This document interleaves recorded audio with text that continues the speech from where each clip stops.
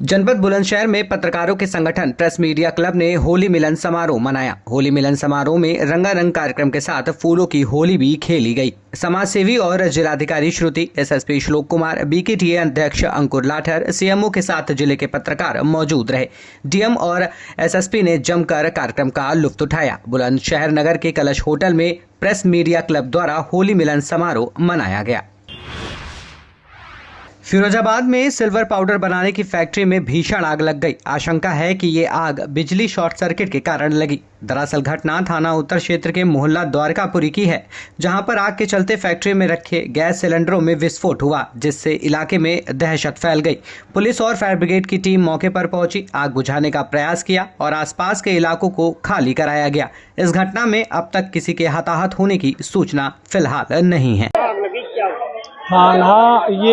थाना उत्तर क्षेत्र में मोहल्ला द्वारकापुरी नाला के पास एक फैक्ट्री में आग की सूचना प्राप्त हुई। तत्काल फायर स्टेशन से 2-3 फायर टेंडरों को रवाना किया गया। क्योंकि फैक्ट्री का मैटर था, इसलिए मैं स्वयं घटनास्थल पर पहुंचा तो पहुंचकर देखा कि एक सिल्वर की मिक्सिंग प्लांट में आग लगी है, जिसमें पानी डालने से ये आग भड़कती है और इसको इसीलिए बाहर से बंद करवा दिया गया है और अगल बगल जो आग थी उसको बुझा दिया गया है। रिहायशी एरिया में फैलने से रोक दिया गया है। मालिक को फोन करके बुलाया जा रहा है और स्थिति की जानकारी की जा रही है। सर, स्थानीय लोगों का आरोप है कि यहाँ पर बारूद बनाया जाता था। अब ये जांच का विषय है, क्या बनाया जाता था इसकी जांच के बाद ही पता चल पाएगा कि क्या होता था। लेकिन प्रथम दृष्टया देखने से ये लग रहा है कि ये सिल्वर का मिक्सिंग प्लांट है, जिसमें ये सिल्वर के कच्चे माल को ले आकर के और चक्की के माध्यम से पीसते हैं और उस बुरादे को बेचते हैं। हताहत होने की नहीं, कोई घायल नहीं हुआ है, ये अच्छी बात रही है, कोई घायल नहीं है। और अगल बगल रिहायशी इलाके में हमारे 3 फायर टेंडर ये मौजूद हैं, 4-5 फायर टेंडर एहतियात के तौर पर टुंडला और सिकोहाबाद से बुला लिया गया है, जिससे रिहायशी एरिया में कोई आग न फैल पाए। क्योंकि उसमें पानी नहीं डाला जा सकता, इसलिए हम वेट कर रहे हैं जो स्वयं जल करके बुझ सकती है।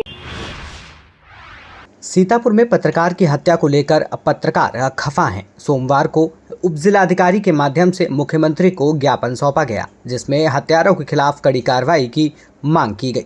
साथ ही साथ परिजनों को नौकरी, आर्थिक मदद के साथ पत्रकारों की सुरक्षा के लिए कानून बनाए जाने की भी मांग की गई। सर, आज एक प्रेस क्लब के द्वारा एक ज्ञापन दिया गया है, ज्ञापन में क्या मांगे रही हैं सर?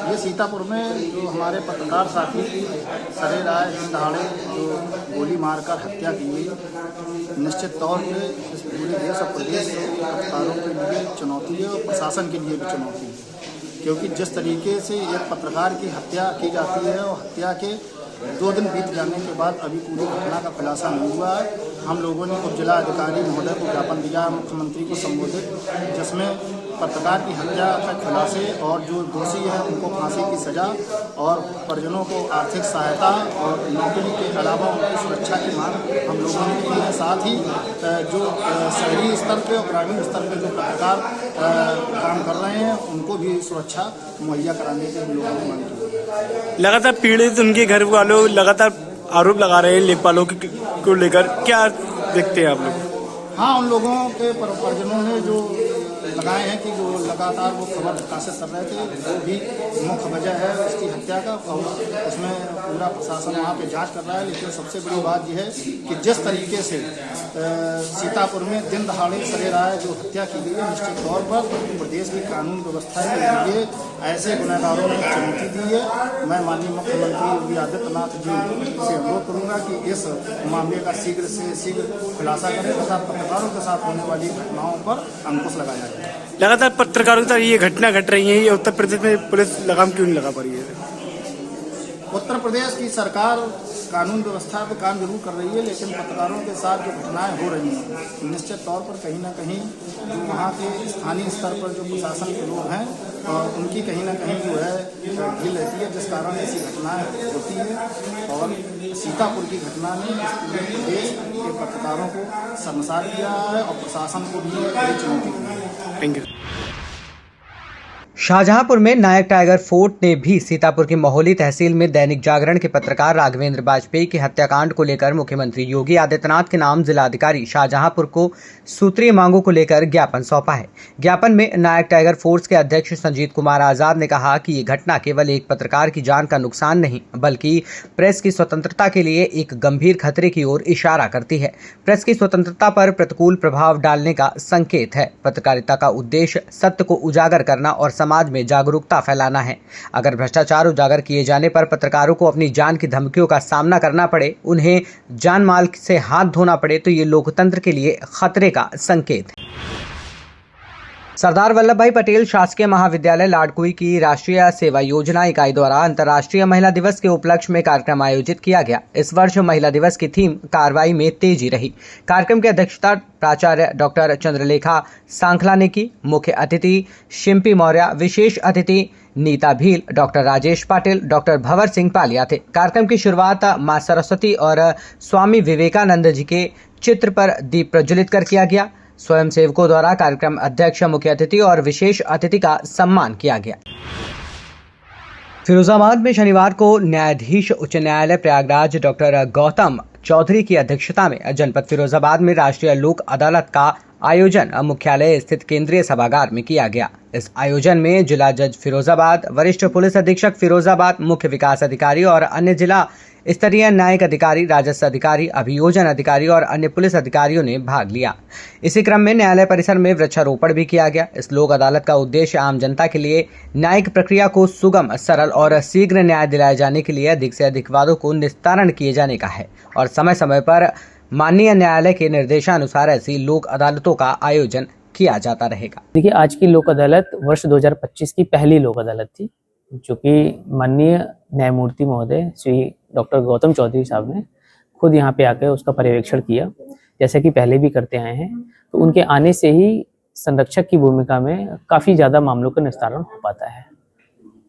और आज की लोक अदालत में खास ये भी रहा कि करीब 1.5 लाख से ज़्यादा मुकदमे निस्तारित होने के लिए चिन्हित किए गए थे और करीब 1 लाख से ज़्यादा ही आंकड़ा अनुमानित है, जो कि हम लोक अदालत में निस्तारित कर पाएंगे। परिवार के मामले किस तरह से होता है? हाँ, पारिवारिक मामलों में करीब 10 जोड़ों को यहाँ से सुलह समझौते के बाद यहाँ से माननीय न्यायमूर्ति महोदय द्वारा आशीर्वाद देके यहाँ से विदा किया गया है और करीब 100 से ज़्यादा मामले पारिवारिक जो विवाद के थे उनको सुलह समझौते के आधार पर निस्तारित किया गया है। ये छोटी छोटी बातों को लेकर के परिवार में विवाद, उसके आधार में मुकदमे निस्तारित चलना, विवाद होना, 2 परिवार बिछड़े रहना, उसमें लोक अदालत किस तरह की सहायक साबित हुई? देखिए, माननीय न्यायमूर्ति महोदय ने एक बहुत अच्छा संदेश दिया है कि जो उलझाते हैं चीज़ों को लेकर, छोटे छोटे विवादों के लेकर जो उलझा देते हैं मामलों को और अपनी वीरता दिखाते हैं, उसमें वीरता उसमें नहीं है, वीरता है सुलझाने में। तो सुलझाने की जो उम्मीद के साथ जो चीज़ें बातें होती हैं, वार्ता होती है, मध्यस्थता केंद्र में वार्ता होती है, सुलह समझौते की वार्ता होती है, तो सुलझाने वाला ज़्यादा महत्वपूर्ण होता है, ना कि उलझाने वाला। इसी से मामलों का निस्तारण भी हो सकता है, पारिवारिक मामलों का भी विवाद खत्म किया जा सकता है।